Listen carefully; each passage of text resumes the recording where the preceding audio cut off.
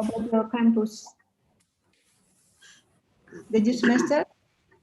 What about the new semester? It has already begun in your campus? Yes, we start at the 1st of September. So it's 1 month. Okay. 1 month ago we started. Okay. But this semester I have at the Faculty of Architecture, I have no teaching duties. Really? Oh. Yeah, I'm doing research. I see. Next spring, in spring semester, I'm teaching. I see. But I have graduate seminars at another university, at Vilnius University. 2 graduate seminars. Okay. Yeah.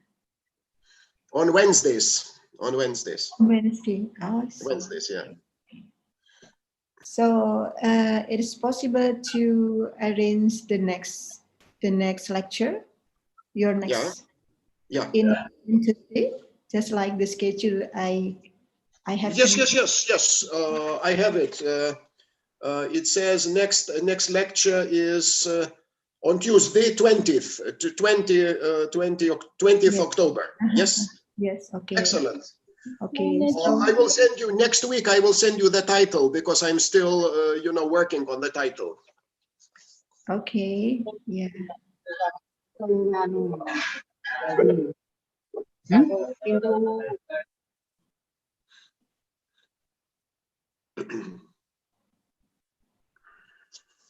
So the student that will attend in this lecture will be from undergraduate student, the master student, and as well as from the doctorate student. Okay. Very different groups. Different groups. Yeah. Okay. With different knowledge. Yeah. It's not easy, to deal with each group. Yeah.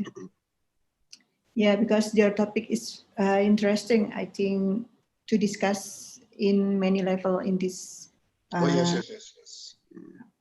campus. Okay.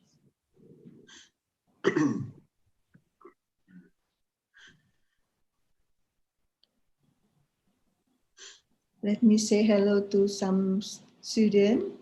Adele. Adele, how are you?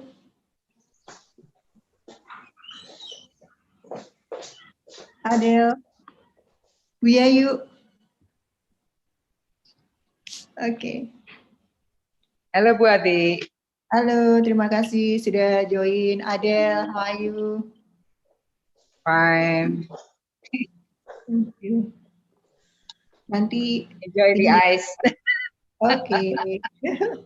Ya, konsumsi sediain sendiri-sendiri ya. Okay. Adele, your microphone still mute.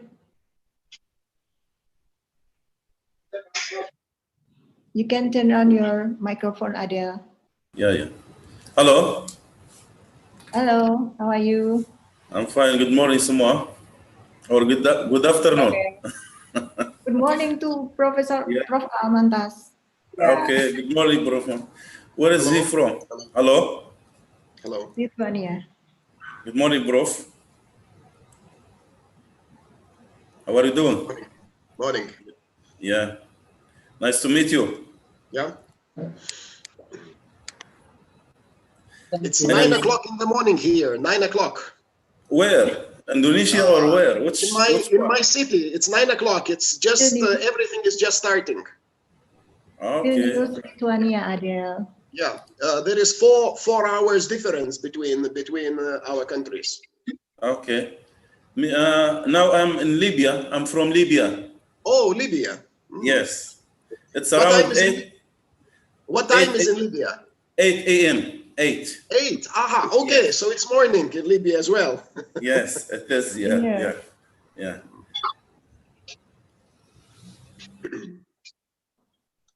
So I'm a student of doctoral program in architecture. I see. Yeah, I graduate also from master degree in Semarang, the same Semarang. university. Yeah, Oh. yeah. What time is it here?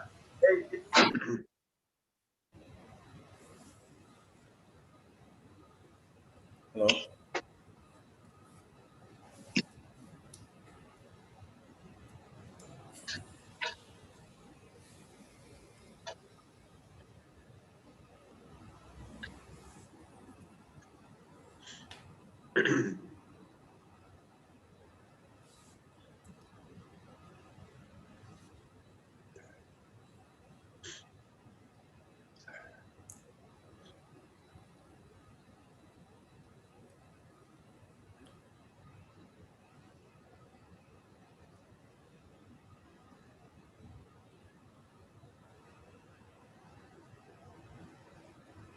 So, Prof, Yeah. sorry to ask you, where are you from, actually? Which country? Yes.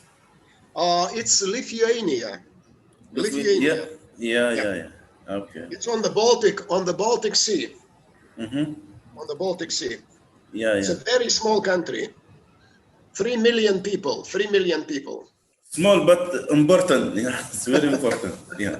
But how about Libya? It's 6 million. Yeah. Libya, yeah, it's only 6 million. Uh-huh. Yes. Have you been Semarang before, Indonesia? Oh yes, I was twice. Twice. I was twice. I was 2 years ago. I came as a visiting professor. Mm-hmm. 2 years ago, and before that, I came just for. I came actually as a Business. tourist, but I visited the university. Yeah. Okay. I So was as a I was staying in Yogyakarta at that time. Jogja, yeah. Yeah. Yeah. It's a good place, Jogja, to work there. Yeah. So you must have been have visited UKM, the University of Jogja. Which one? UKM. UKM? In Jogja. In Jogja? No. I had no Okay. connections in Jogja. Okay. As a visitor, that's it. Yeah. Uh-huh. I stay in Indonesia for 3 years. Oh. Yes, I have got Master of Civil Engineer in Solo. Uh-huh. In Solo. Yes. I visited Solo. Solo. Yeah. Small, small city. Yeah. So, as I told you about the population in Libya, it's around 6 million. Yeah. We can stay in Semarang, all of us. We can stay in Semarang. Yeah. My research of my background of baccalaureate was about interior design, rule of color to support the achievement in business hotel in Semarang. The rule Yes. of color. Rule of color, yeah. Okay. To support the achievement in business hotel. How to, about six business hotel in Semarang. And now I'm trying to change my title to rule of architecture in Libya. If you have some information about Libya, was invaded by Italy and Turkish. So I want to research about the buildings which was built by Turkish people, period Ottoman and Karamali time in that time, long time ago. Yeah.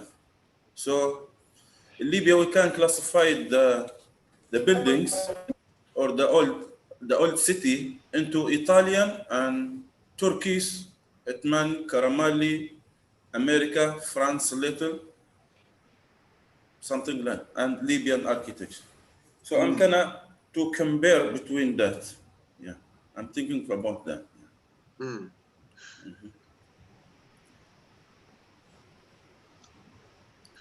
So any idea about the Turkish architects in Libya or? Me? Yes. I am not an expert neither on Turkish architecture nor on Libya. Okay.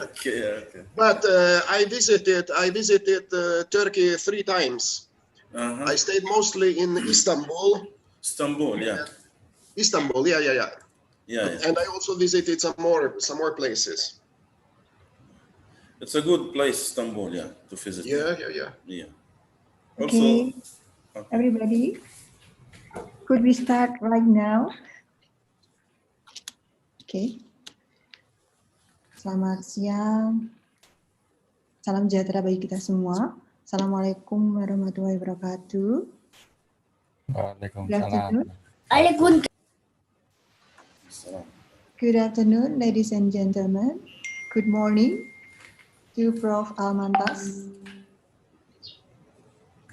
Firstly, thanks to God Almighty, because of His blessing, we could be here in this virtual public lecture organized by Department of Architecture, Engineering Faculty, Lithuania University.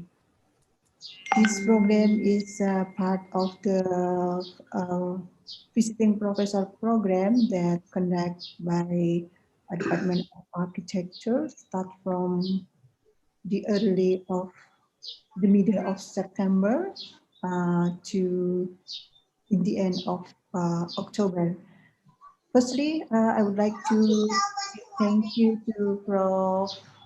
Almantas Samalavicius from Vilnius Gediminas Technology University, PGTU, Lithuania. Thanks for your willingness to share your knowledge to us, to our student, and in this public lecture, and also to all the students from undergraduate program, master program, as well as from doctorate program. And for this time, I would like to invite our department, head of department, Pak Agung Budi Sarjono, Dr. Agung Budi Sarjono, to open this program. Where is Pak Agung?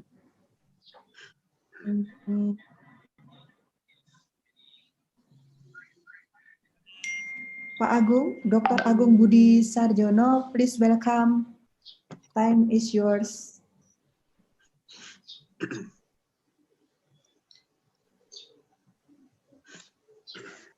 Where is Pak Agung? Pak Agung. Pak Agung, still mute. Please unmute your microphone. Thank you, Pak Indri. Yeah, Welcome. sorry. I always forget about the speaker. Okay, thank you. I will. Good afternoon, everyone, ladies and gentlemen, and good morning for Prof. Almantas. It is a pleasure to meet at, I think it's for session 4th in webinar. In this session is in public lecturing. It is, I think it is interesting about the topic of the public lecturing. So I want to say thank you for Prof. Almantas for sharing knowledge to our students. And for everyone, thank you for coming in these sessions. So I think we can enjoy the session. And okay, now I'll open this session. Thank you. Assalamualaikum warahmatullahi wabarakatuh. Waalaikumsalam warahmatullahi wabarakatuh. Thank you, Pak Agung, the head of Department of Architecture, Faculty of Engineering, Universitas Diponegoro. And before I invite to the moderator, please set your camera on to take the picture together. And who will help me? Pak Satria, could you help us to take the picture? Yes, Okay. everybody, please turn your camera on. Okay. Okay, I count to 3. 1, 2, 3. Okay, more. 1, 2. 1, 2, 3.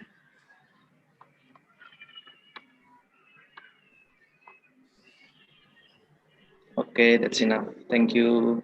Thank you, Satria. Yes, Okay. you're welcome. Baik. Okay, we getting enter to the main session. So I will invite to Dr. Edward Andrianto Pandelaki to be moderator in this session. So, Pak Edward, time is yours. Thank you. Okay, thank you, Bu Ati. So, good afternoon for all of you, but maybe good morning to Professor Almantas and also good morning to Adele. I Morning. think the father's participant is Adele from Libya. So good for you. You can enjoy us here. And I heard that you already have a talk with Professor Almantas. So before we begin with what Professor Almantas will share with us today, so I will read a brief introduction of Professor Almantas Samalavicius. So Professor Almantas is a full professor at Vilnius Gediminas Technical University in Lithuania, of course, in the Department of Architecture.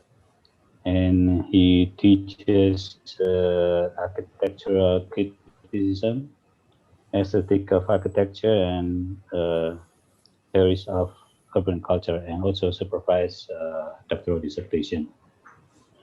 He already wrote about 14 books and an editor of some which was published in Lithuania and United Kingdom and United States. He was also was a visiting professor and scholar at Illinois University of at Chicago, Helsinki University of Finland, Kyungpook National University in South Korea, Seville University, Alcalá University, University des Valles, Vasco, Spain, Florence University, and of course, Universitas Diponegoro in Indonesia.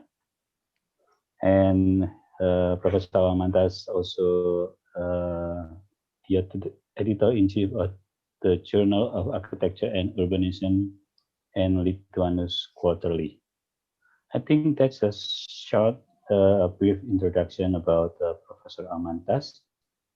And today he will share with us and deliver some knowledge of him about biophilia in architecture. Okay, I think it's a very nice and interesting topics to be shared with us today. New knowledge and experience about what Professor Almantas will share, because I things in architecture that need to receive concern. Recently related with the current make it longer, so I will invite Professor Almantas to start to share his speech. Please, Professor Almantas, it's your you. time and place. Right. Thank you. Okay. Just a small note, a few weeks ago, my university adopted a new name for international purposes. It's now shortened. It's called Vilnius Tech. Vilnius Tech. Okay. Good, good. We don't like it very much, you know, but this long name, you know, for international audience is not so easy. Too hard to remember. Yeah. Okay, I Vilnius will try first to Okay. switch my screen so that to check if everybody.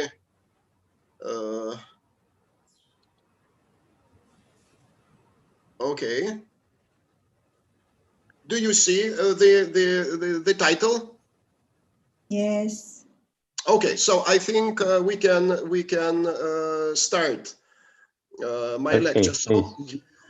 today I will speak about relations between biophilia and architecture. But of course, when I say architecture, in fact, I mean a much broader context, including our urban environment, because I'm quite sure it's not easy to separate building from the surroundings. And as far as we live in cities, so we are surrounded by large architectural and urban complex. Well,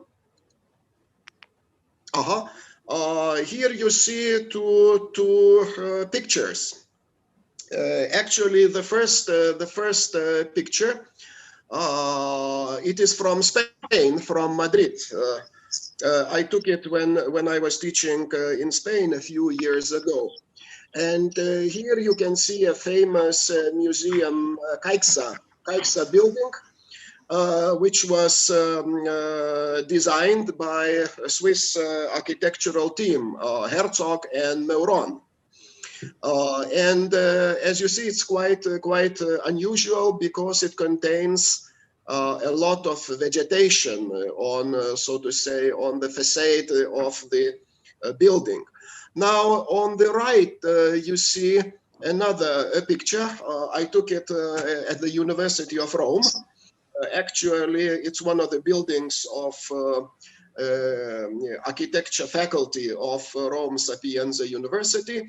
And also you have another piece of vegetation on the wall.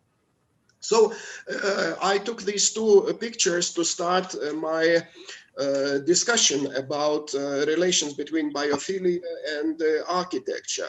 Now, in the first picture, of course, the view is very unusual and very striking. You know, we are not used to such scenery. And in the second picture, of course, the situation is more familiar because we have some vegetation occasionally in our surroundings. But in any case, it adds very, very important things to our environment.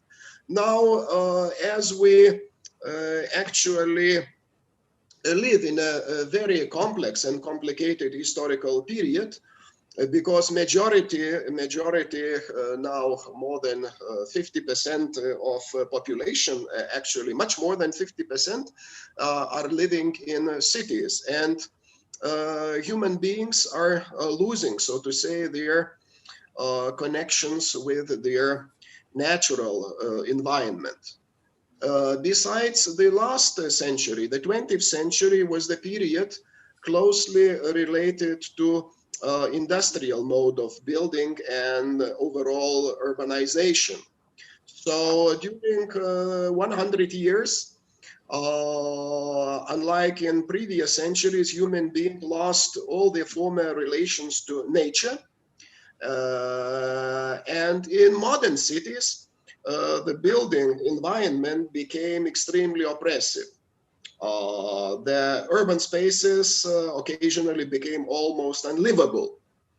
It is no actually secret that contemporary cities, especially large cities, mega cities, suffer from various illnesses because of industrial mode of design and related things. Our contemporary cities have lost their identity. Besides the global growth of suburbanization, expanded the territories of our largest cities without providing any better living standards.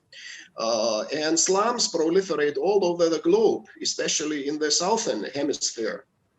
So on and so on. We can continue this enumeration of our problems, and of course they have been discussed in many publications on numerous occasions.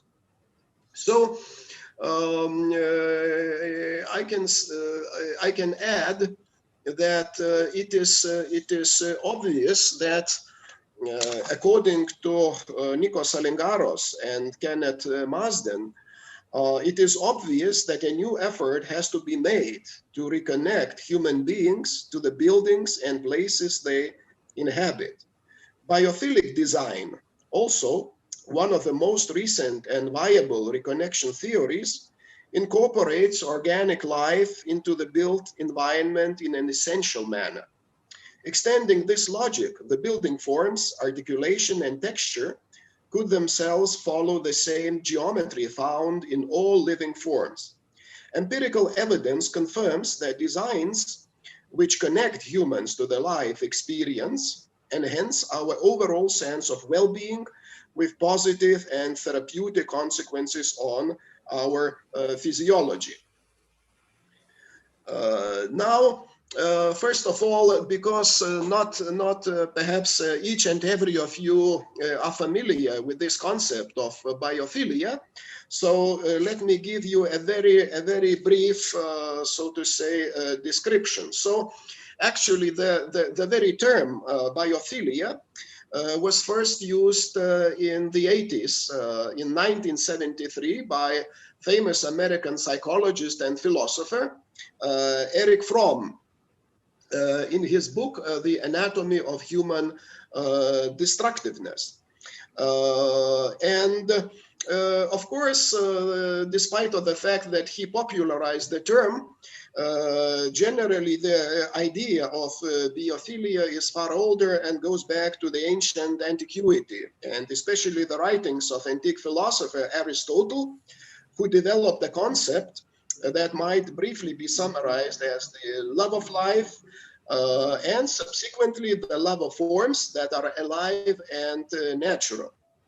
Now, I always suggest to take a look at dictionaries, because dictionaries provide a very precise and very of course, minimal knowledge on various topics. So the current Merriam-Webster dictionary describes the phenomena of biophilia in the following way.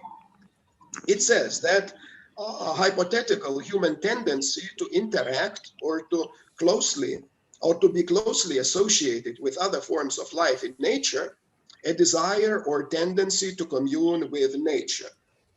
And the dictionary also adds that biophilia is the term coined by Harvard naturalist Dr. Edward O. Wilson, who described what he saw as humanity's innate tendency to focus on life and life-like processes.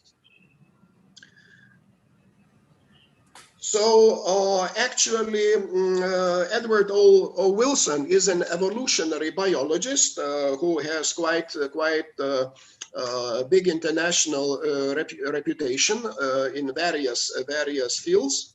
He has also made some contributions to social science as well. And in fact, he presented the concept or the idea of biophilia, and actually this was their hypothesis on the human love and attachment to life forms in his book Biophilia, that was published in 1984. And in fact, in this particular book, he proposed that the tendency of human beings to focus on and affiliate with nature, in fact, has some genetical basis.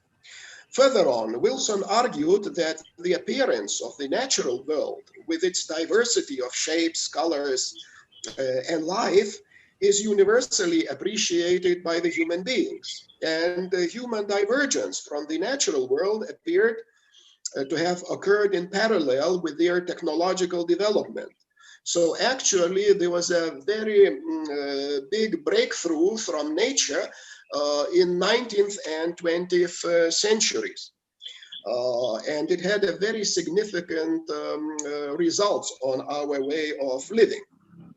So the separation between the human beings and nature was made possible by the construction of enclosed and relatively sterile spaces, including homes, workplaces, as well as cars and other ways of communication that we use.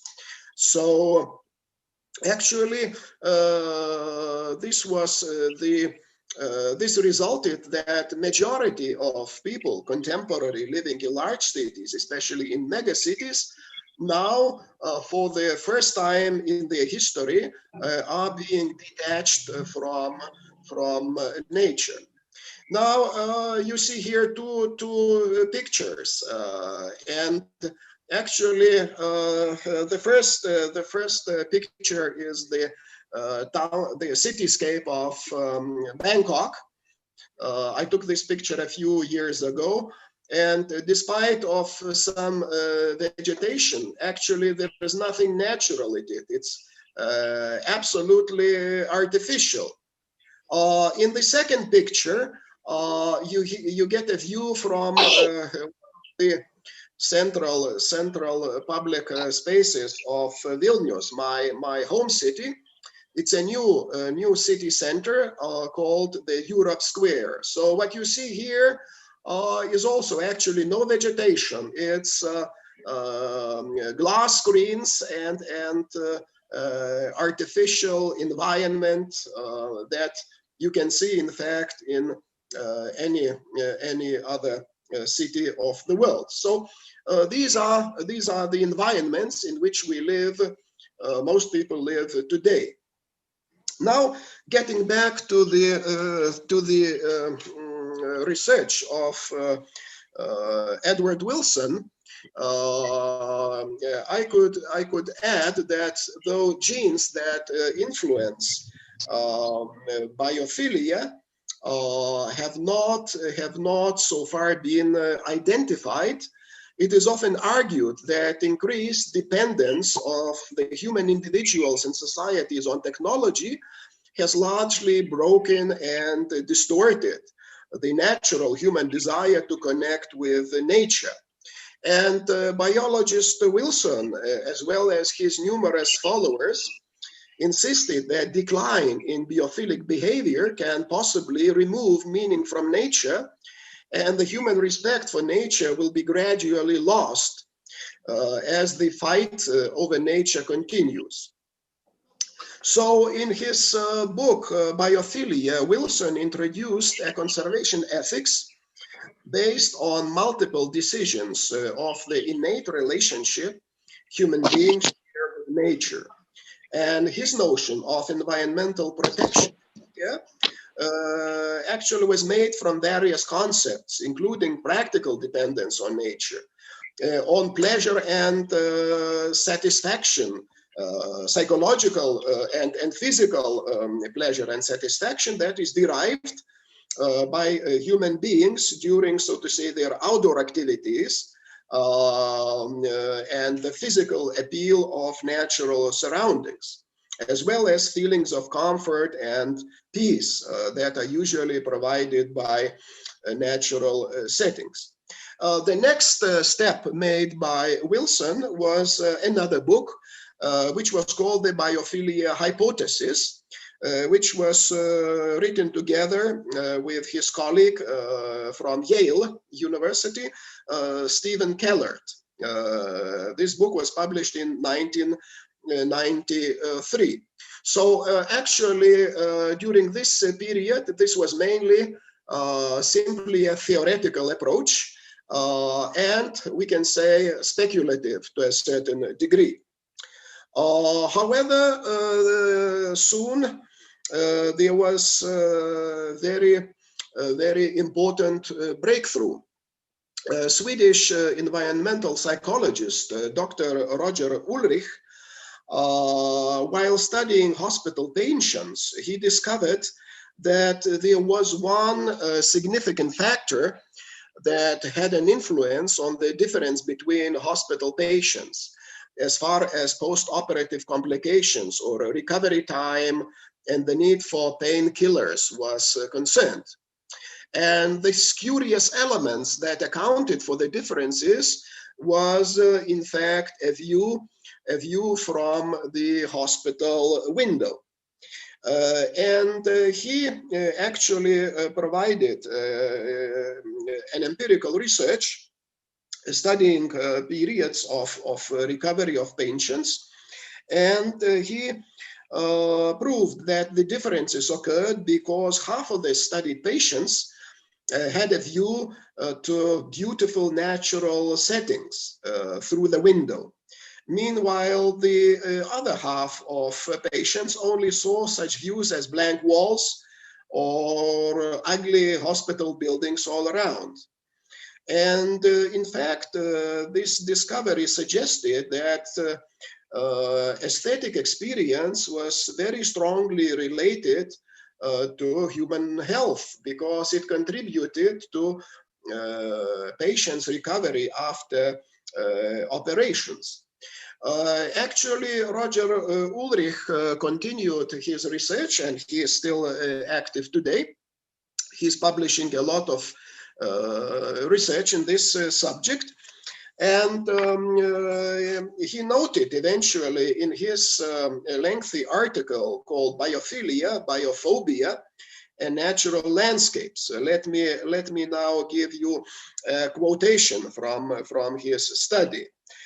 He says that the belief that contact with nature is somehow good or beneficial for people is an old and widespread notion.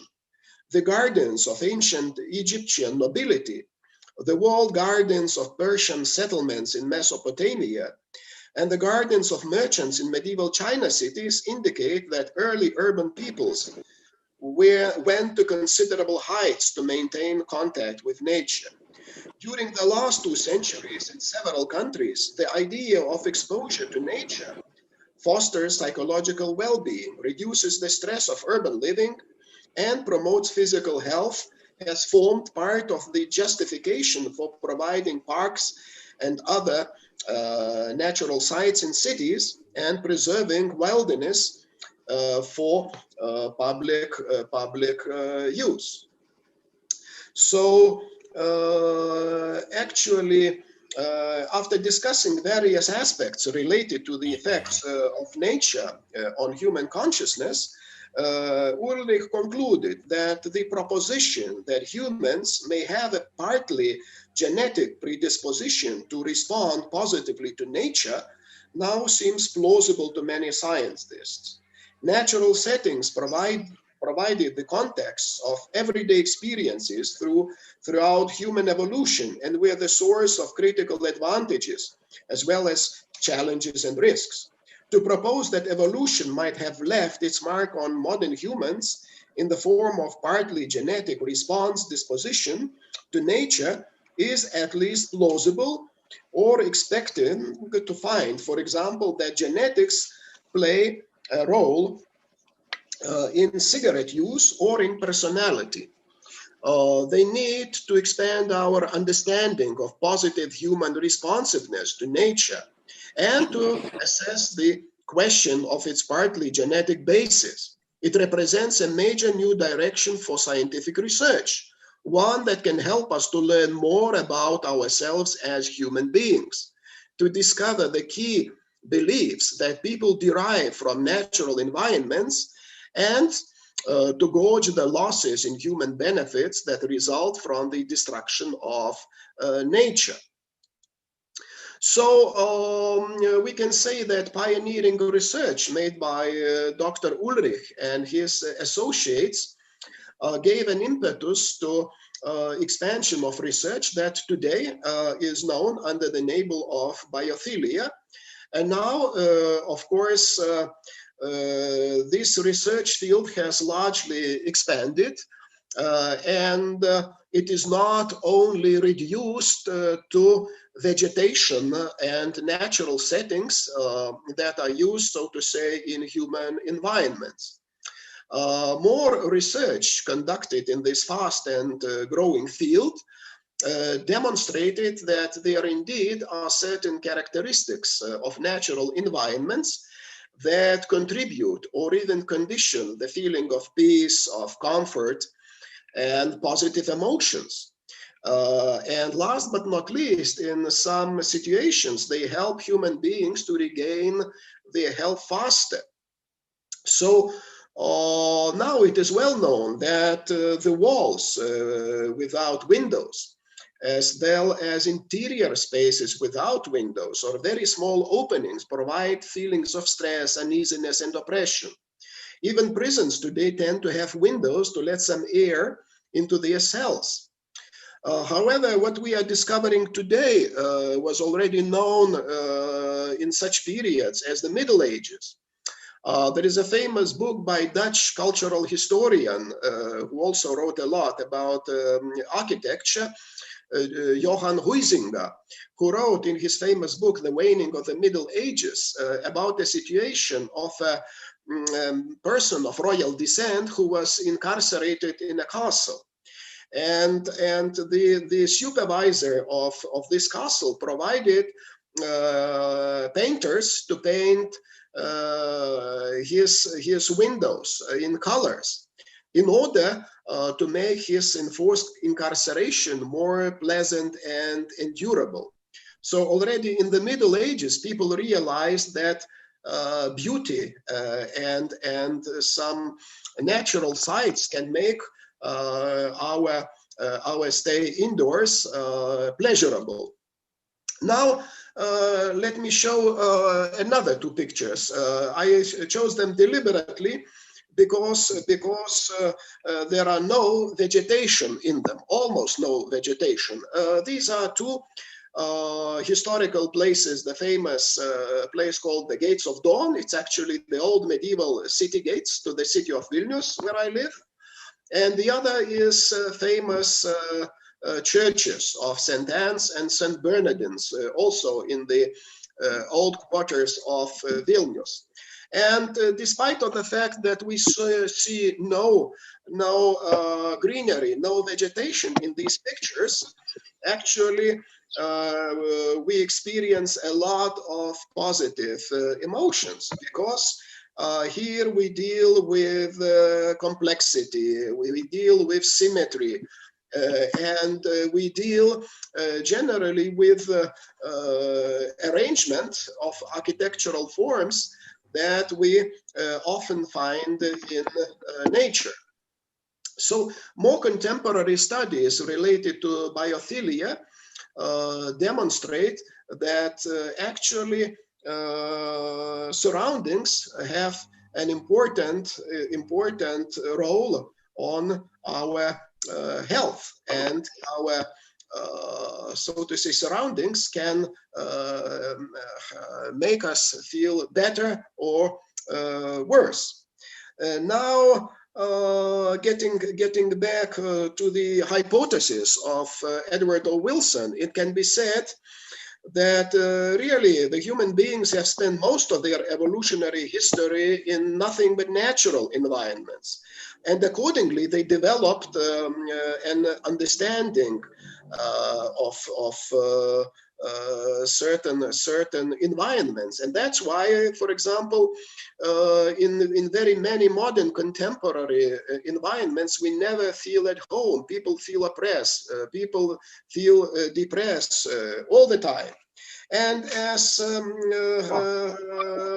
Mehathi and Salingaros emphasized in one of their books, we are drawn biologically to certain environments. The aesthetic characteristics of those places tend to reinforce our health by reducing stress, and in the case of outdoor spaces, by encouraging us to be more active. A number of studies have shown that biophilic characteristics tend to encourage more walking and other outdoor activity. The health benefits of walk in the countryside are part of almost every human culture. So there must be something in it. So let me show another set of pictures. These are traditional Buddhist temples in Vietnam, and here you see that in these old traditional buildings, nature plays a very important environment. Landscape plays a very important environment. And even temples have been built in the pools, which is not very usual in the West, in order to have this, so to say, position between nature and architecture. Now, it is also suggested by such researchers as Mehathi and Salengaros that the importance of biophilia can be understood as a transfer of comprehensible environmental information through neurological processes. Our neural system evolved in response to external stimuli, such as the information fields presented in the natural environment.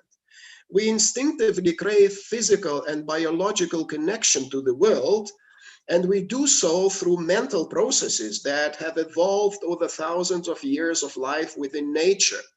Well, I know I'm going to cut this long quotation short. It is important also to understand that biophilia should not be reduced to natural environment or vegetation in architectural interiors or urban environment, because human beings have been studying nature for dozens of thousands of years, and actually they realized that natural objects have symmetries. They have variations in color. They have various states of order and decay. So actually, a very important fact in nature is complexity and order. Actually, I don't know how familiar you are with fractals. This was a discovery in physical sciences, in physics, done several decades ago, that showed that actually nature contains a very intricate order.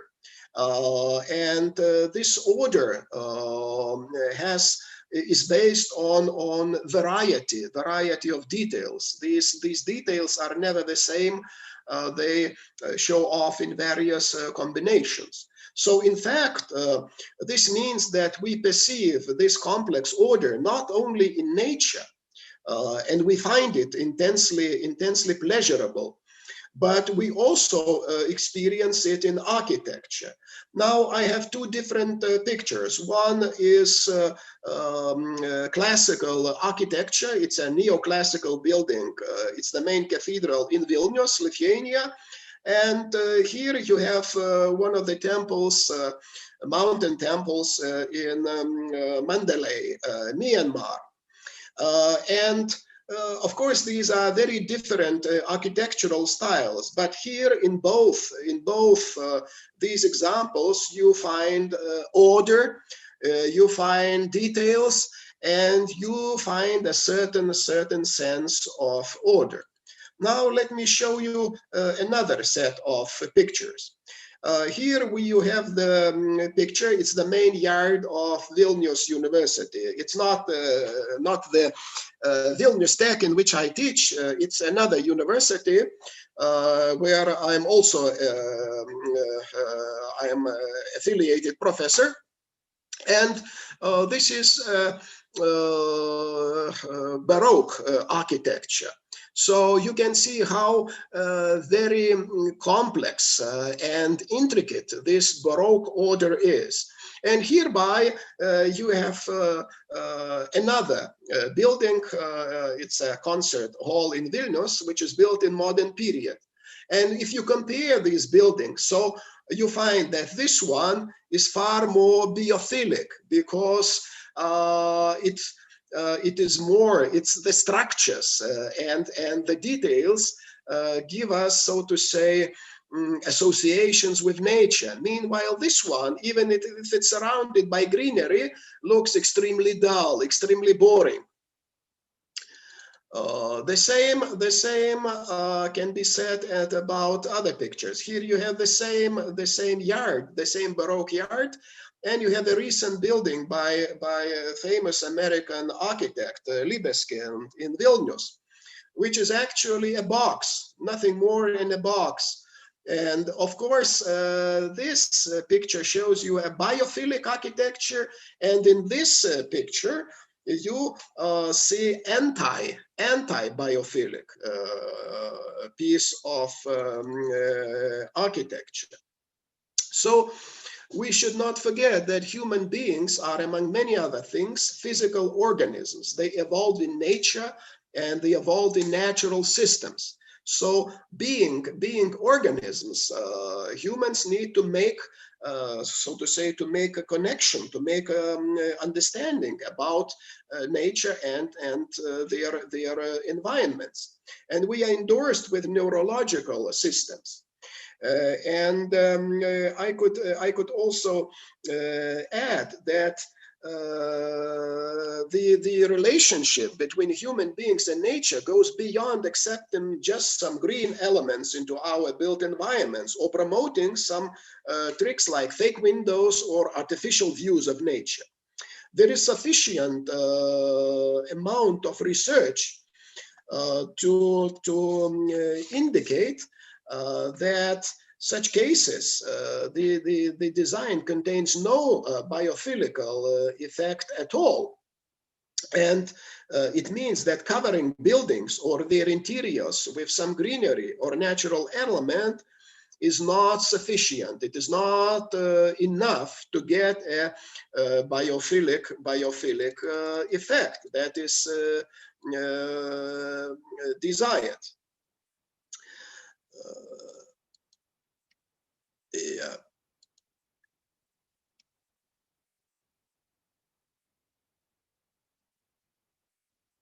Yeah, so actually we can say that human beings in fact need a genuine, a real relation to the structure of nature, and not just simply an artificially constructed aesthetic scenery. Besides, now there is a very interesting research. I don't have much time to dwell on that, but in the neurological research, there are extremely interesting findings, and I recommend especially the books and articles by Semir Zeki, British neurobiologist, and they are striking because he finds that beauty is not something that adds aesthetic pleasure. It is very strongly connected to our neural responses to the outer world. However, we can say that during the last century, especially the second half of the last century, when the industrial mode of architectural design started to dominate and modern architecture became hegemonic, actually anti-biophilic design started to dominate globally. Now, in order to understand what kind of design is biophilic, we should first understand what kind of design, architectural design, can be termed as anti-biophilic. So there are at least 5 qualities of anti-biophilic design. That is brutalist artificial materials like concrete with gray and dead surfaces. Secondly, this is aesthetic of glass curtain walls and shiny metal surfaces. Third, there is mechanical materials like artificial wood or stone. Fourth, there is entire fragments of cities devoid of any greenery in natural settings. And lastly, there is destruction of urban environment that eliminates natural topography, hills, rivers, lakes, and trees. And the last element is especially obvious when you read the writings of Le Corbusier, actually, who set the norms for urban design for the second half of the last century. And during the 20th century, because of this kind of anti-biophilic design, there were certain factors that dominate until today. These are simple lines, simple planes, primitive geometrical cubes, cylinders, and so on and so on. Exalted composition, as well as distorted human scale of buildings and spaces between buildings. And of course, now very many anti-biophilic buildings look very attractive and impressive, especially when you look at photos. Now, let me give you another example from Vilnius. It's a building actually designed by one of my colleagues. He's professor in my faculty. But I find this setting extremely anti-biophilic. You see, there is only glass and concrete. Glass and concrete. There is no vegetation. And there are simple planes. There are large, so to say, boxes, which actually do not provide any natural, so to say, structures. Yeah. Now there is another picture. These are actually anti-biophilic environments in which we live today. And this one is a provincial city in Lithuania, and this one is in Berlin. But actually, they look the same. There are screens, there are walls, and there is nothing natural about these settings and these buildings. So Nikos Salingaros, in one of his books, draws our attention. Salingaros is first of all, mathematician and physicist who wrote about now 10 books in architectural theory and urban theory. And he is one of now main advocates of biophilic design.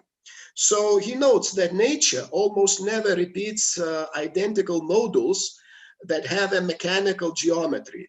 Although monotonous repetition is a basic typology of post-World War II design, it is essentially anti-biophilic.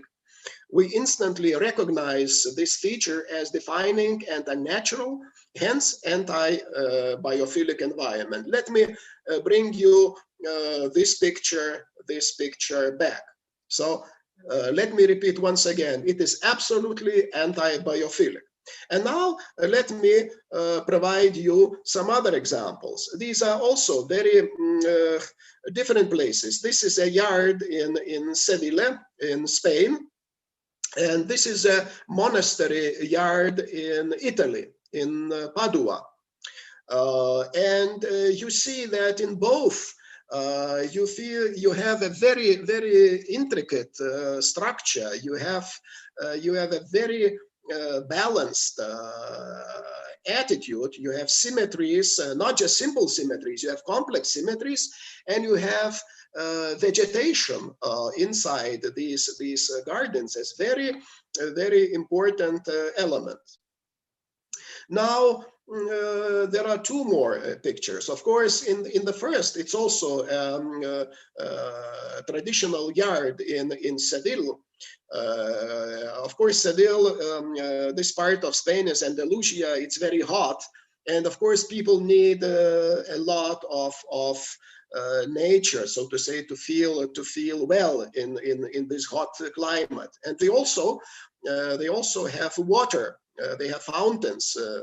Now this one is another. It's a place in southern Italy, and of course here vegetation does not dominate, but you have these small trees that bring life to this intricate urban environment. So both places, this one and this one, can be termed as biophilic.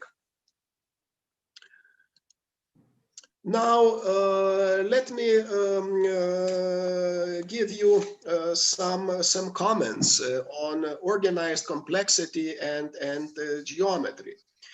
Let me repeat once again that biophilic architecture is not about adding simply a few natural elements to the built environment. Organized complexity is observed in nature as well as in artificial built environment. And it is important to note that organized complexity leads to positive responses from users of architecture, because, as Salingaros claims, the physical structure of the world has a massive effect on human beings. A crucial task of architectural theory is to explain and predict the impact that living structures or the absence of living structures has on us. So it is observed that certain class of configurations generate stress on human beings who live in these surroundings daily. However, there is a different class of configurations, state B, that do not inflict stress. Of course, people who live in these surroundings, they feel less stress, so to say, coming from the environment. And of course, we understand that human beings evolved. They were produced by nature. Thus, it is natural that people feel most comfortable emotionally in environments that are similar to those where human beings dwelled for 1,000 years. And besides, a human neural system developed exactly under these circumstances, because for centuries people lived under conditions of natural light, fresh air, open access to nature, and water. So human body is equipped with instruments to detect many things in nature, like shelter or water. And coming back to biophilia hypothesis proposed by Wilson, it suggests that human beings built their dwellings not purely for utilitarian purposes. People historically built architectural structures not only to have shelter, but also to feel secure and well, not only in a physical, but also in a psychological sense. People have developed, so to say, a notion of home. And the home has a difference from just a house. The home is the place where we feel, so to say, good, relaxed, and extremely secure.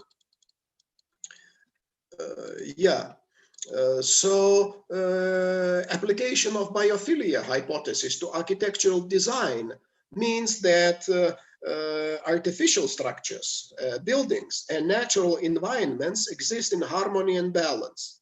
No one of these parts is trying to overshadow or extinct one another.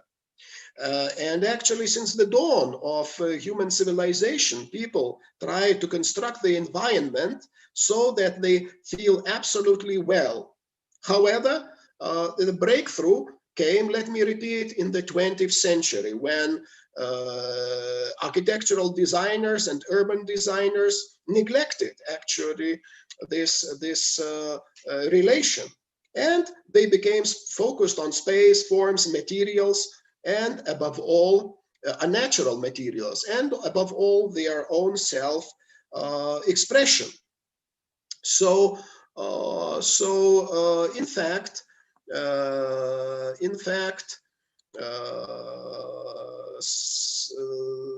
the architecture of the 20th century became abstract, and it was based on formal notions of space. Space actually overshadowed place.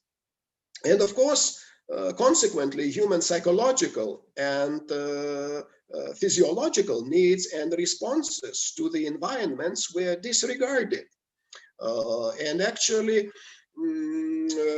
we find, on the contrary, we don't find this in vernacular and traditional architecture. However, both vernacular and traditional architecture gave way to simply industrial design, which neglected these qualities. Yeah. So this is also environment from European cities like Rome and Madrid. Here you have architecture without vegetation, but it's still biophilic. In the second picture, you will see that especially in the warm climate, people are bringing water into their natural surroundings, because such natural element as water is also very important for us, so to say, to understand the live structures. Now, I don't know, I don't have much time, so maybe I will omit some things. So actually, it was Christopher Alexander, one of the greatest contemporary architectural theorists, who in fact discussed the notion of live architecture in his 4-volume book, The Nature of Order. And I strongly advise to read this book, because it contains very important insights. Let me just provide one. According to Alexander, in contemporary buildings, it is often, so to say,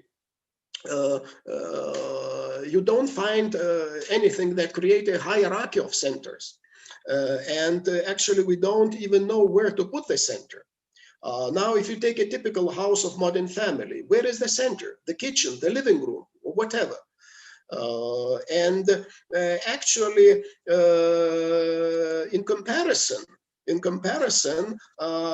you can look at traditional or vernacular architecture. No matter how simple or unsophisticated it is, but it always contains the notions of symmetry, the notions of center, and also you find a lot of details in it.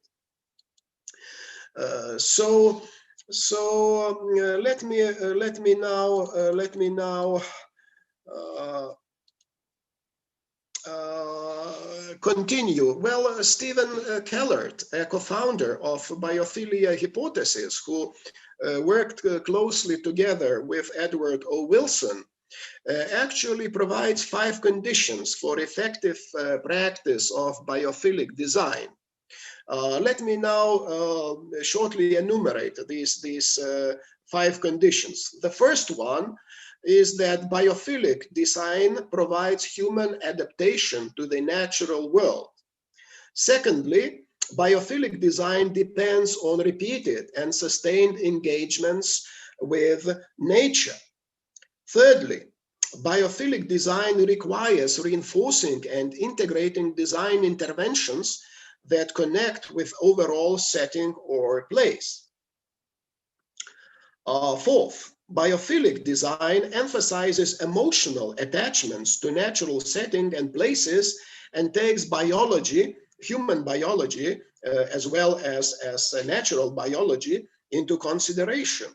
And lastly, biophilic design enhances positive and sustained interactions and relations between people and their natural environments.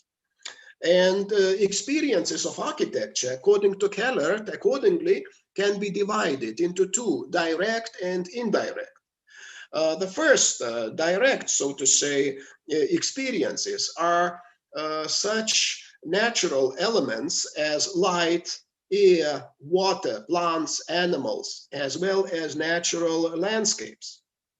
So, of course, even when we spend a lot of time in contemporary cities using artificial lighting, people really need a natural light as well as they need water. And not only in southern countries, but in northern countries, you find a lot of attempts to bring water into the cities. Let me remind you that Le Corbusier, in his famous treatise on contemporary urbanism, actually disregarded water. He said that river has no place in contemporary city, neither river nor lake. So actually, throughout the second half of 20th century, these, so to say, biological elements were eliminated from the life of cities, as well as natural landscapes. So contemporary modern urbanism was based on the idea that you can destroy, you can change anything and create out of new, as the Latin phrase says, ex nihilo, out of nothing. But in fact, we don't live neither nowhere nor among nothing. We live in natural landscapes. We evolve in them. So it is very important that contemporary cities also contain some certain relations to a natural landscape. Now, he also provides indirect experiences of architecture. So here we have images of nature, we have natural materials, natural colors. We have mobility, human mobility. We have cultural attachment to place. Stimulating natural light and air, evoking nature, information richness, natural geometries, as well as biomimicry. So it is very important to understand that biophilic design is something much more than the simple application of new design technologies and resources. Understanding nature's importance on the daily life of human being allows humans to create the built environment that resonates with natural environments and provide rich and adequate experiences of humans and their surroundings. Let me now summarize my arguments by saying that it is very important to understand that biophilic design should not be confused with adding vegetation and greenery to the environments. Of course, sometimes it is important. However, often biophilic design is reduced of only such elements as green walls, green roofs, plants, and water in architectural environment, forgetting that we also experience our, so to say, architecture, not only nature. Just a second, I have to switch my computer.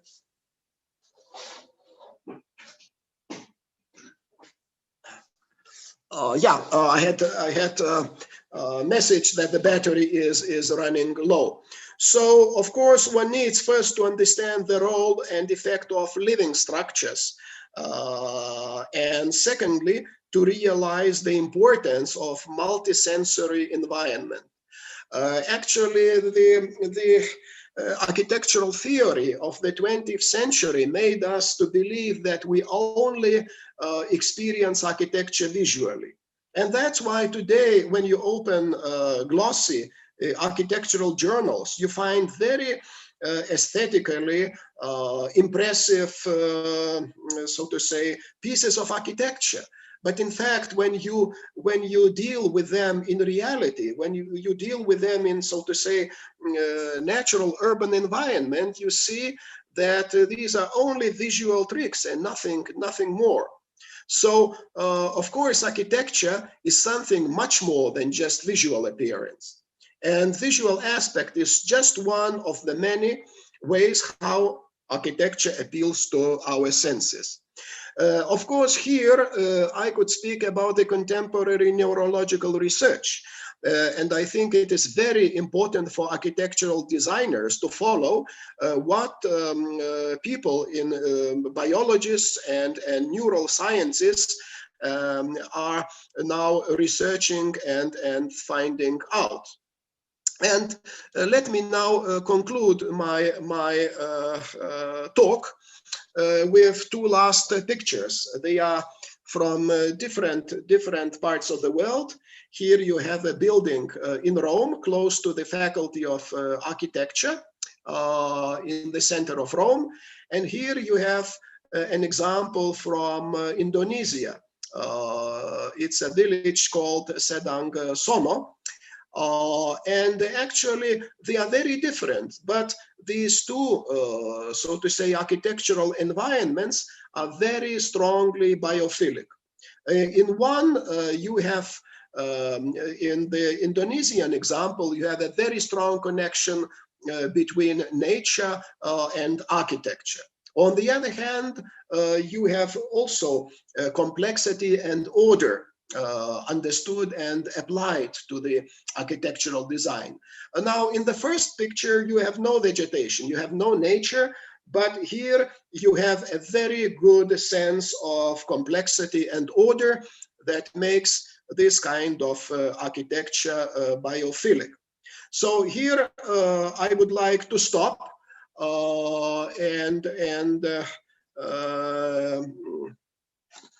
if you have now questions to me, I am ready. Thank you, Prof. Almantas, for sharing your presentation. So I like the statement of architecture is something more than visual appearance. So, okay, so I'm not going to give more comments. I like to give the opportunities for the attendance of this webinar to ask for questions or giving comments. I saw that there's also Professor Toto Rusmanto also joined with us this afternoon. Pak Mali, Bu Yanti, and also the other colleagues of faculty member in architecture department of Universitas Diponegoro, and also students from bachelor program, master program, and doctoral program. And maybe there's also some attendance from the other department and also other than in Universitas Diponegoro. So I would like to ask for the attendance to ask for questions or give some comments about what Professor Almantas have shared with us, please. So, are there any questions or comments from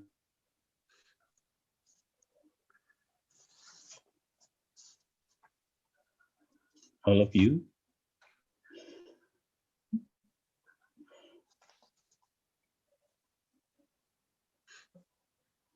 Not yet. Okay, I will start maybe from me, Professor Almantas. So in the last slide, you showed us that there are two kind of contrast approach for the biophilic design. So in the one of the picture you took from Sedang Sono in Indonesia, which have the approach of include bringing nature to the space and the place, and the other picture is I don't know where exactly the place, but Rome, Italy. Okay, so there's exactly none of nature there, but you said that it's also a biophilic design. It has a biophilic design approach or effect. So could you please explore more about this? So exactly maybe how many kind of approach that could be implemented and in the design of biophilic, and maybe are there any principles or kind of things like that in the implementation of biophilic design? Okay. So you can say that there are.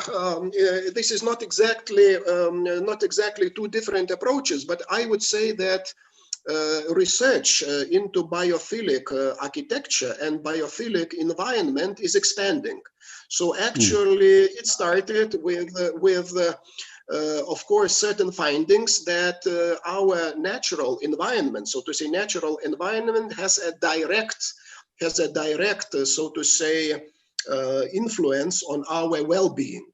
So the work of Dr. Ulrich and his colleagues provided a lot of empirical, so to say, findings. So today, nobody argues that if you have more, so to say, nature, vegetation, and greenery in urban, so to say, environment, in your interiors as well as outdoors, it provides you, so to say, emotional well-being, balance, and generally positive feelings. Actually, now there is a very interesting research going on in the field of well-being, and architecture. Actually, I finished a large article which I gave to French colleagues. Last year, I gave a plenary lecture at Bordeaux University in the big anthropological conference about well-being in a contemporary society, and I was talking about connections between well-being and architecture. So this brings me to a more complex issue. So it is quite now today, because Ulrich published his research, so to say, his first, so to say, documentation of his findings back in 1984. So for several decades, we have an ongoing research that nature contributes to our, so to say, psychological and even physical well-being. And there are lots of research conducted in American hospitals, and actually this enabled to change. I know some colleagues who are involved, so to say, in practically designing, so to say, the hospitals and their surroundings, and now they apply this knowledge. They are nobody is building, so to say, wards or rooms without windows. So there are windows, there are parks developed around hospitals, and even in some American hospitals, they allowed patients to use, so to say, earth to plant while they were staying in the hospitals, to plant various vegetation around. And this, so to say, daily connection with daily physical, so to say, actions also contributed to human health. So I would say this approach is quite simple. There is a biophilic hypothesis, and there is already, so to say, evidence brought by experiments with especially hospital patients and people. Also, it is a well-known fact that some mental patients or people who suffer from nervous diseases, they are being taken to some very beautiful natural surroundings. Some 20 years ago, I took part in a seminar in the islands. There are about 6,000 islands between Finland and Sweden, and some of these islands are being used by hospitals, which are bringing their persons to stay for half day, for a few days, just to walk, to stay in these natural surroundings. But now the second part of the question is more complicated. So how architecture, say without vegetation, how it is related to biophilia? And here we must get back to more recent research and actually to the writings of Christopher Alexander and his associates, notably Nikos Alengaros. I work closely with Nikos Alengaros, and I translated one of his books into Lithuania. And we are constantly, so to say, communicating. And his findings actually have demonstrated that it is very, as we are human beings, so to say, and evolved in nature, actually human beings have been trying, so to say, to repeat natural patterns in, so to say, their artificial surroundings. So they actually transpose this to architecture. Now, there is a very, to that matter, there is a very interesting research regarding old architecture, for example, Islamic architecture of Islamic mosques. Well, one of these examples is the Mosque of Cordoba, where you have a very, very intricate setting of details. And actually, I visited this place when I was teaching at Seville University. I went to Granada and Cordoba. So actually, in these surroundings, you forget that you are not in nature, because they actually use the same structure. It's not just simple. They are very complex patterns. There is also the idea of symmetry. I'm not now speaking about simple symmetry. I'm speaking now about complex symmetry. And also you have things like universal scaling. You have a certain approach that is known as the fractalic approach to architecture, in which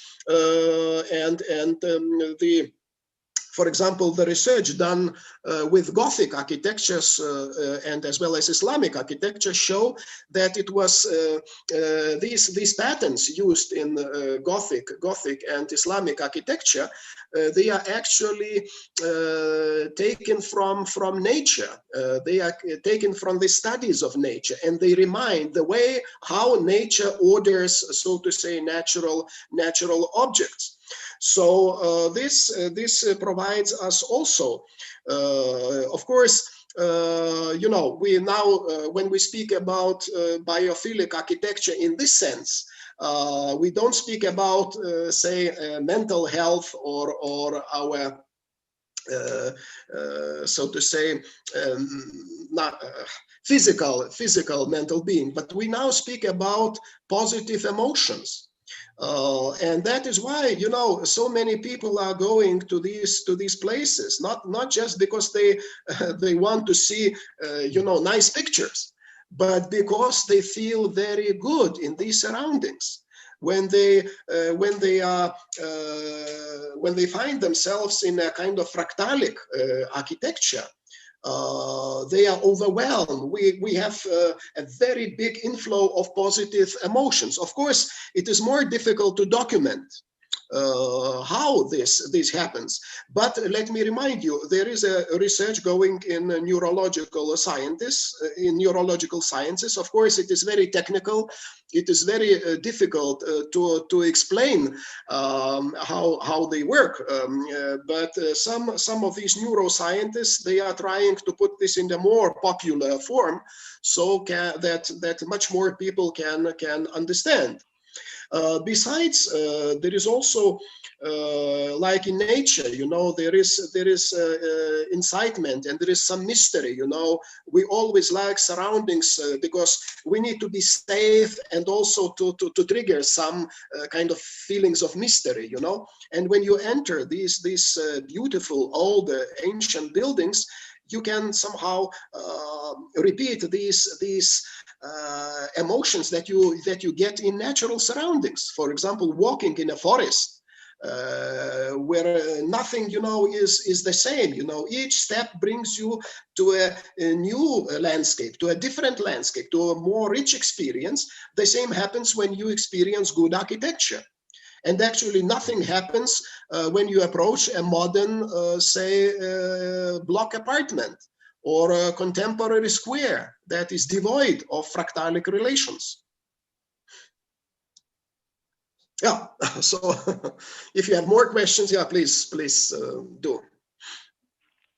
Yeah. So I can get the whole thing that you're saying. So that nowadays that concern toward biophilic architecture is not only in the bringing the nature into the built environment, but it is right now it's more than more toward the biophilic effect. Actually, we can say that. So how that might reset? Sorry, please. So please, Prof, continue. Sorry. Okay. So actually, for example, Alexander claims that you know, as human beings, we deal with live structures and structures that are decaying, that are not live, that do not have life qualities, and that is why this rich and multisensory architecture is, so to say, enriching us in this, so to say, emotional, psychological, and even physiological sense, because we make, you know, we make our way through urban, so to say, spaces. You know, we move constantly, and we are, so to say, subjected, you know, always either to positive or negative feelings. You know. So of course it is more difficult somehow to document this, but there is a very interesting research showing that, and of course there are some empirical research also done with people when they are shown various, so to say, examples of architecture. They usually prefer architecture which is fractalic over the architecture which is very simple, minimalist, and, so to say, devoid of these qualities that can be characteristic as live. Okay, thank you, Prof. It's very interesting that how this the concept of biophilic in architecture has been developed from the beginning until right now. Let me give you just one more example. The attendance. Yes, please continue, please. For example, we don't feel well when we are standing in a very large public space. You know, when we cannot grasp, so to say, its boundaries. So edges are important to us. The feeling of security. And actually, you know, some of you know that I'm interested in studying public spaces. So actually those public spaces, we feel well and safe, that are neither closed nor open, where you have a lot of entrances, but you don't have a vast open field. Because it is also related, so to say, to our emotional attitude that we developed in nature. We need to feel secure, we need to feel safe, and the same can be said in the buildings. When you have something hanging over your head, you know, you don't feel safe. When you are in a too large square, too large space, you also don't feel space. You don't feel safe, especially at some parts of the day. Light also is very much important in this sense, because light also gives us the feeling of security. I happen to be in some cities where there are problems with electricity, and the experience then becomes quite complicated.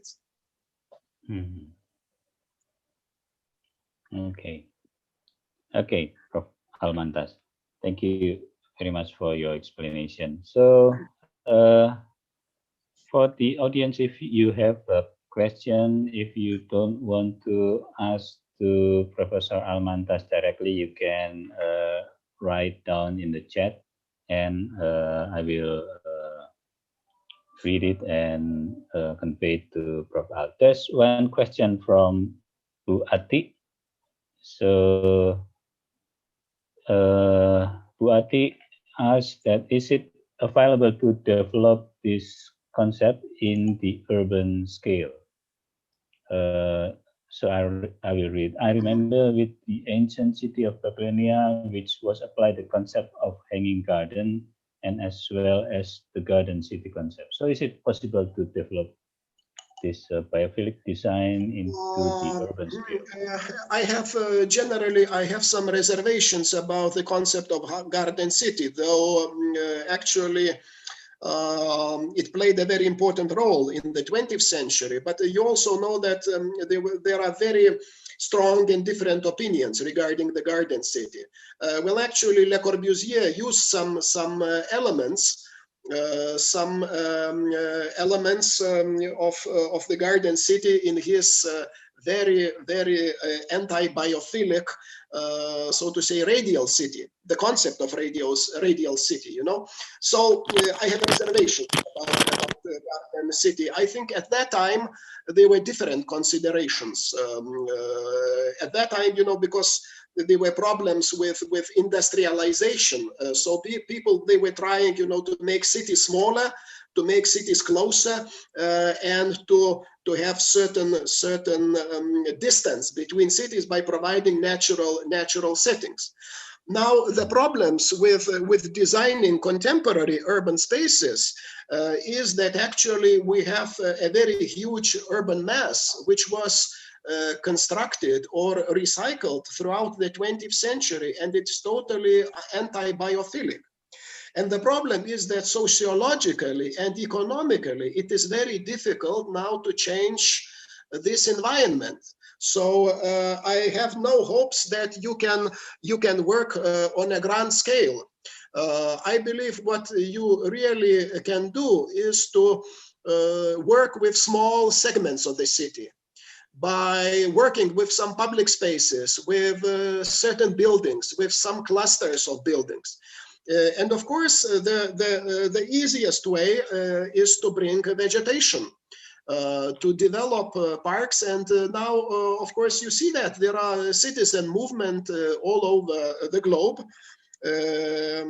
especially these movements came together with the concept of sustainability and resilience when they implement implement urban gardening, where they bring various, so to say, natural elements into our urban surroundings. So with smaller segments, I think that the work can be very successful. And by the way, one of the examples is Fresno Market, designed by Christopher Alexander in the United States.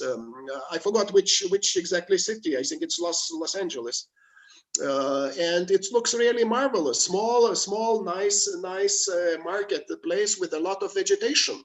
So with smaller segments, I think the work of architectural designer can be very successful, but perhaps less on the grand scale, because we don't have resources, and you know, we don't have such grand, so to say, restructuring plans today.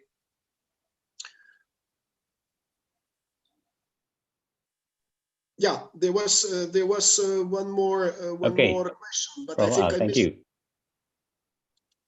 I think I. Oh. I think I missed one. There was one written question. So I saw Indonesia. yes, about Indonesia. it's from Arieska. So I would, Professor Almantas, I would like to know your response. So in Indonesia, as a tropical country, biophilia design for settlement have been around for a long time because our ancestors lived naturally by relying on nature. But in this modern era, the lifestyle, especially in urban communities, is undergoing changes, and not everyone likes the landscape elements in their environment because it takes effort for its maintenance. In your opinion, what is the biggest problem of current biophilia design that is the main consideration in pandemic situation? You know, there are very many. Of course, there are very many problems, and one of the problems, but not exclusively the one problem, but one of the many problems is that, of course, our, so to say, contemporary attitudes and mentality have been shaped during the last century. You know, I'm teaching now for 27 years in the architectural school, and I can also see that even the attitudes of architects, of architectural designers and students, they need a lot of time until they change, you know, because one generation is educating another generation with their old values. And these people, you know, they simply believe in the lot of, so to say, statements that was produced during the modernity. And it's not very easy to change this climate. So the same can be said about any other sphere. We know the difficulties with maintaining sustainability. There are lots of nice concepts. There are lots of well-developed theories, but we don't see very often, so to say, implemented them in reality. So I would say that, first of all, it's mental problem. And then, of course, there are economic considerations because people, you know, who run big business, who run cities, politicians, you know, they are not that much, so to say, interested in changing the current status quo. And, you know, I can see in my own surroundings that it is very, very difficult, you know, to bring the ideas of establishing a kind of small urban garden or something like that, because the space is needed for commercial purposes. The real estate wants to build, you know, condominiums, houses, and that often becomes a problem. Okay. Of course, there are differences between Nordic and tropical countries. Of course, say you have lots of possibilities in southern climate to use water much more than we can, because in winter, for example, in our climate, outdoor water, you know, freezes. So our fountains usually are closed on the 1st of October. Water is no longer available, so to say, in urban spaces. The different thing is with southern climate, where you can make use of water resources and so on and so on, and of course of vegetation. It is easier, so to say, to develop elements of vegetation in southern climate than in the Nordic climate, because you can bring it faster.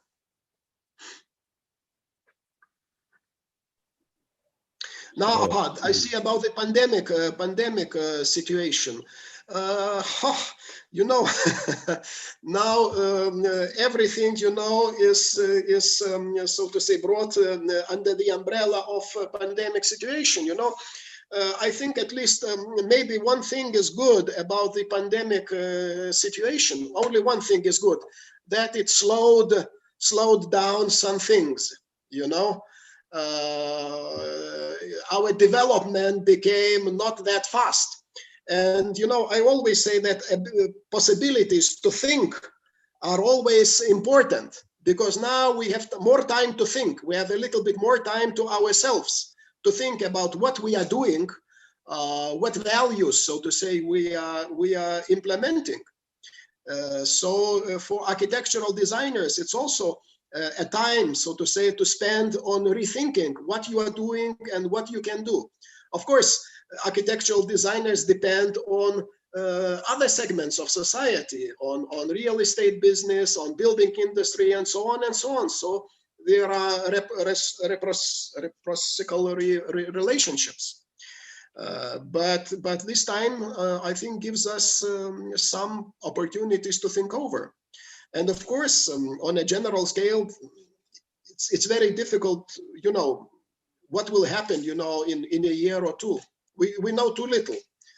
I talk often, I know medical doctors who are involved, and they are very cautious in providing any forecasts. So let's see what comes out of it. Yeah, we learned a lot. But generally, I think that understanding that nature is important. Nature is important under these circumstances. It's very important because, say, in my country, a lot of people wintertime moved outdoors because it's safer. It's safer to be outdoors than indoors. And people starting to going outside the cities, taking their families to the forest, to various natural places. During summertime, we also had a very curious phenomena. You know, people used to go to faraway countries to spend their holidays. This year, they spend their holidays in their home country, and they discovered that there are lots of very wonderful places, natural surroundings to see and enjoy. So I think maybe this will bring us also something new.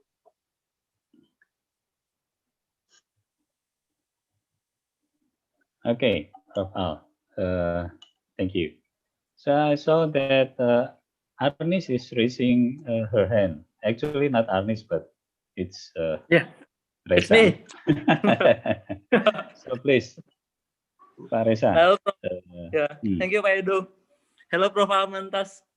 See you here again. Hello, I remember you. Yes. Yes, thank you very much for your enlightening presentation. It was very good presentation, I guess, because honestly, it gave me a broad understanding more about the biophilic design. When previously I only understand that biophilic is just only how people relate with the nature of the world. But then you give me a new insight of biophilic that, based on Alexander Meavi and others, that it is not just more about a green wall and any kind of green artificial garden and anything, but as I see what is important here is about the biophilia has a strong relation with the tactility experience, right? It's just like a Zoom tour, how we create the atmosphere of architecture. What I'm asking is about is it also we can also conclude that biophilic has the aspect is important in biophilic design is also the immaterial architecture. I mean, it's like Jonathan Hill is described about the material architecture is immaterial is same important with the material architecture. So is it can we conclude that what Hill said is also about the biophilic? Mm-hmm. Okay, I would say yes. You know, there is now also, you know, there are different levels and different fields in architecture research, which are not exactly related to biophilia, but they are also bringing very interesting insights. So, for example, there is research going on in so-called phenomenology of architecture, and I think that especially phenomenology of architecture and people like Juhani Palasma and his colleagues have broadened our understanding that architecture is not just a visual phenomena. It is also connected to tactile feelings. You know, we feel the materials. We not only see, but we touch the materials. It is also related to our hearing. Of course, each of us, we know that even in the city, you know, when we hear water, the sound of water, you know, we expect something very, very interesting, natural element. Maybe there's a river, you know, or maybe there is a large fountain. And so on and so on. So phenomenology, I think, enriched our understanding that we should now take various components and various aspects of looking and judging architecture as well as urban surroundings. There have been also a lot of developments and a lot of experiments in so-called urban, I forgot the term, urban soundscape. Because our cities, they have a different soundscape. You know, some of this soundscape is really horrible. It's just the cars moving and people shouting. But we also have other places where the soundscape also is making a positive, emotional, so to say, impact upon our brains and upon our senses of the environment. Now, you also asked about geometry. Of course, geometry is very, very important if we understand geometry not in a simple sense. Because throughout 20th century, actually, there was a reduction of architecture to the very basic geometrical structures, like, for example, cube or cone.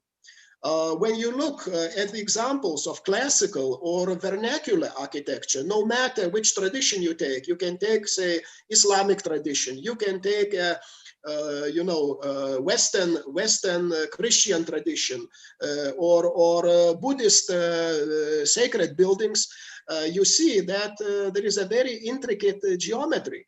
And actually, all the classical or traditional architecture, especially religious architecture, which was important, had a very, very intricate geometrical structure as well as proportions. The same can be applied to our urban surroundings. That's why, for example, we have lost the sense of scale. Today, you know, we live in a high-rise building surroundings, and actually we are deprived of very much, so to say, connection between buildings and ourselves. Also, there is a lot of interesting experiments made on how, for example, scale affects our, so to say, human relations. There is a field called cognitive architecture, now being developed, and there are very I don't have time, you know, to tell a lot, but there are a lot of interesting findings about how we recognize human face, about how we recognize human figure in the scenery, and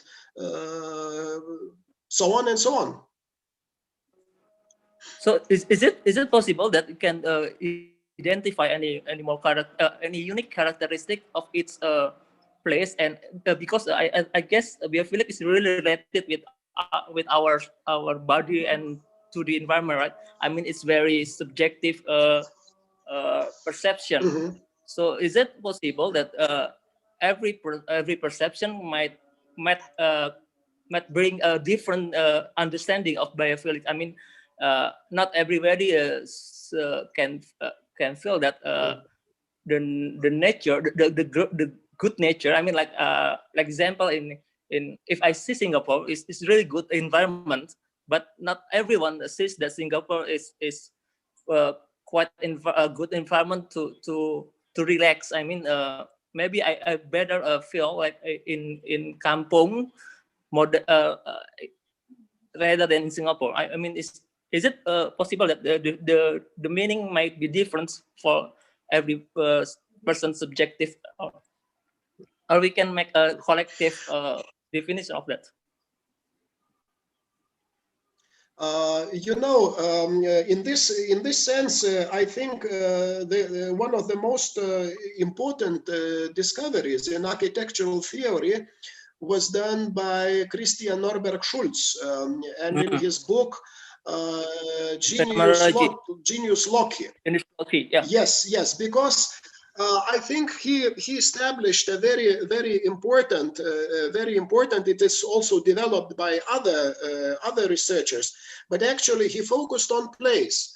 You know, we can also take into consideration our own, so to say, personal experiences. You know, there are some places that are really natural places, natural environments that are very beautiful.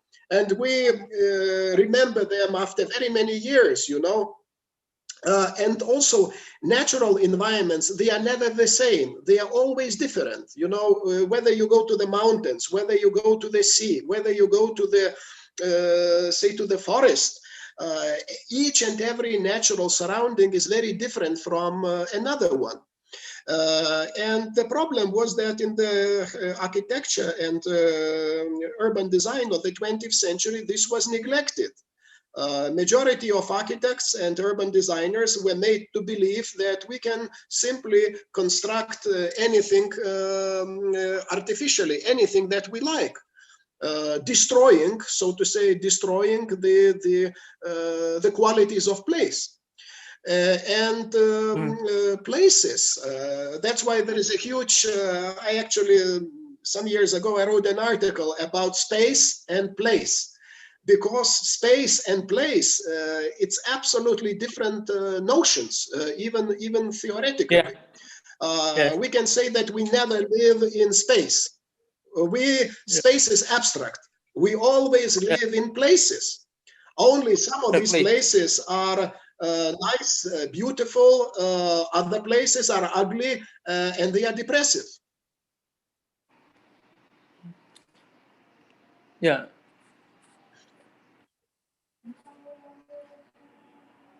Okay, thank you very much, Pak Almantas. It's really very insightful for me.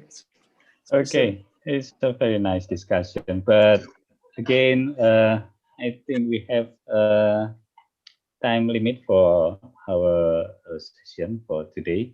Thank you, Pak Reza. So if there are any other questions, I think you can send emails to Prof. Almantas and then have a discussion through email. So thank you again, Prof. Almantas. It's already 3 o'clock here. So in the schedule, it should be 2:30. So we already have a bonus of 30 minutes of time.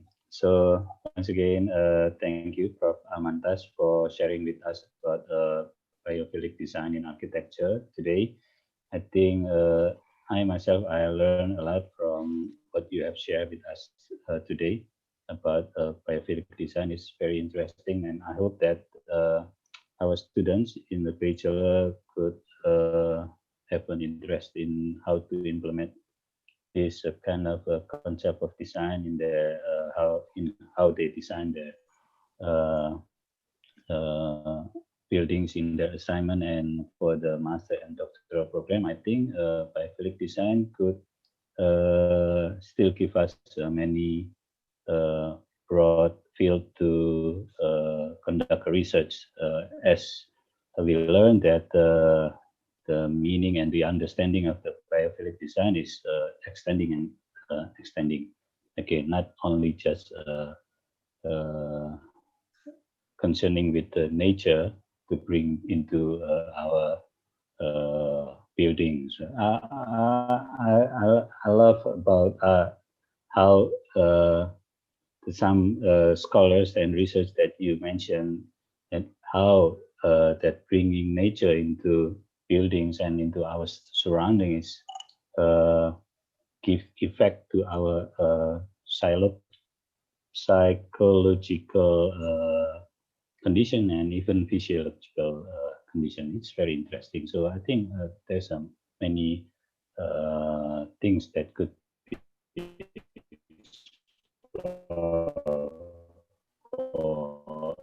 research in related with you, Prof. Al. So I would like to invite the audience. So there's the button of reaction at the bottom of your screen, of the Zoom screen, and there's what can I say? The clap.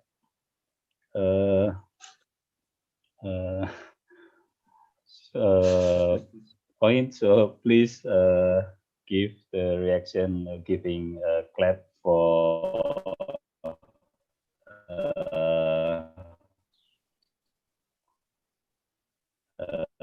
Prof. Almantas as the applause. Okay, so thank you again, Prof. Al. So I will return Thank you. to Wati. Thank you. Thank you. Thank you, Pak Edo. Okay. Baik. Thank you very much. Yeah.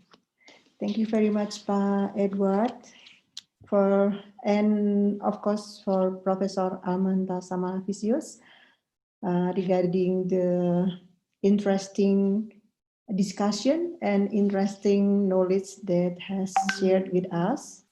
So today we learned about biophilia and architecture, which means how to bring the nature in the modern environment. So I think it is very useful for us as an architect in the design of architecture and as well as a researcher.